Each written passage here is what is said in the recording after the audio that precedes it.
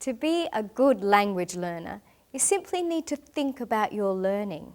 Come to understand your own strengths and weaknesses, your likes and dislikes. If you find something difficult, you ask yourself why and try to find ways to do better next time. If you always seem to get low scores in vocabulary tests, you analyse your methods of studying words. If you don't like to study grammar in grammar books, find some other method of learning the rules of the language. There's been a lot of research in recent years into what makes a good language learner. Here is a brief summary of some of the latest theories.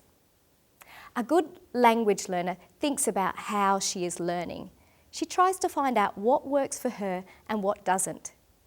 If she doesn't understand the purpose of a particular exercise, she asks the teacher. The good language learner is willing to experiment and take risks. For example, she will try out different ways of learning vocabulary until she finds the way that suits her best. She's also not afraid of making mistakes because she knows that these will help her. The good language learner is realistic. She knows that it will take time and effort to become proficient in English, and that there will be periods when she does not seem to be making much progress. The good language learner is independent. She does not expect to learn English just by sitting in the classroom and does not rely on the teacher to totally direct her learning. The good language learner is organised and active. She uses her time to learn English sensibly and is always looking for opportunities to develop her language both inside and outside of the classroom. The good language learner has a balanced concern for communication and accuracy.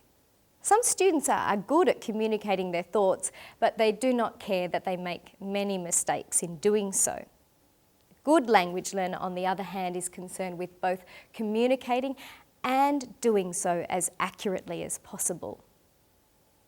An excellent way to reflect on your learning is to keep a language journal in which you write about your daily experiences in learning English. It can be a blog or pen and paper.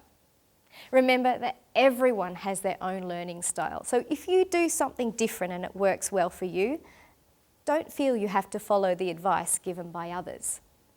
One more thing. Perhaps you have a learning strategy that is very successful for you.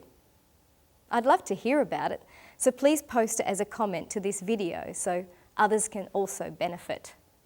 My name is Jenny Orihirena Priest and I'm an English language teacher at RMIT English Worldwide.